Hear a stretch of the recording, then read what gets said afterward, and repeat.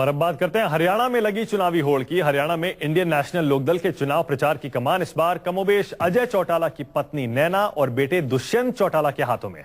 दोनों सुबह 6 बजे से रात 1 बजे तक प्रचार करते हैं। प्रचार के दौरान हमारे संवाददाता ने नैना और दुष्यंत दोनों से पार्टी की रणनीति, राजनीति और कूटनीति पर बातचीत की। नैना जी, आप देवीलाल जी के परिवार की पहली महिला सदस्य हैं जो इलेक्शन लड़ रही हैं। क्या हम ये भी उम्मीद कर सकते हैं कि बहुत जल्द हरियाणा को उसकी पहली महिला मुख्यमंत्री मिलेंगी? अरे नहीं, ये मुंगेरी लाल के हसीन सपने ना दिखाओ।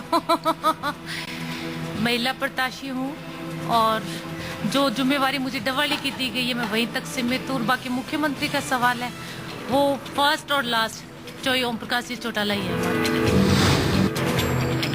1% अगर चौधरी साहब नहीं बनते हैं चीफ मिनिस्टर, तो क्या आप लोगों ने परिवार के अंदर इस बार इस विषय में डिस्कशन किया है कि कौन हो सकता है?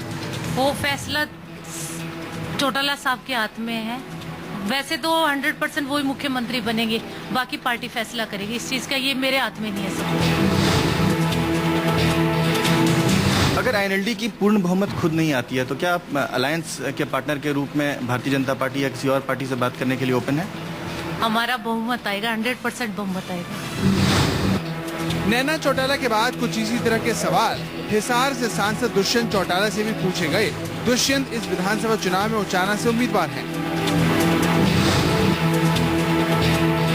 आज हमारे साथ हिंदुस्तान के सबसे युवा सांसद और संभवतः हरियाणा के सबसे युवा मुख्यमंत्री पद के उम्मीदवार दुष्यंत चौटाला मौजूद हैं।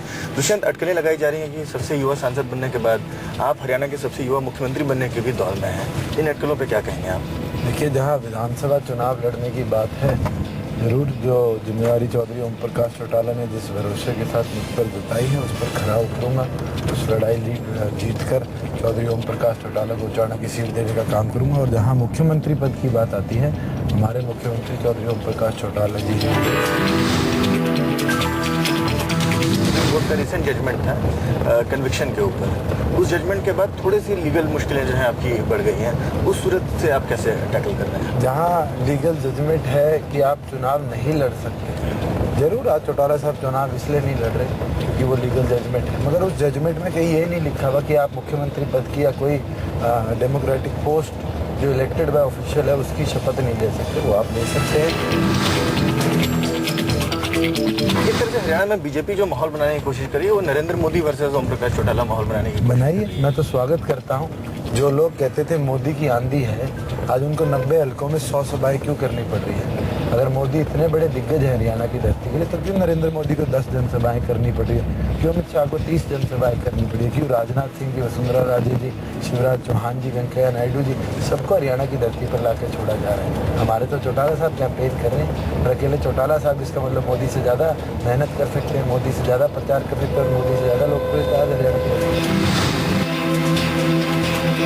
हरियाणा गवर्नमेंट की एडवर्टाइजमेंट्स वगैरह देखें तो वो क्लेम करते हैं कि नंबर 1 हरियाणा है। नंबर 1 किस चीज़ में? आज हमारे प्रदेश में 3 से 4 रेप के मामले हर रोज दर्ज होते हैं।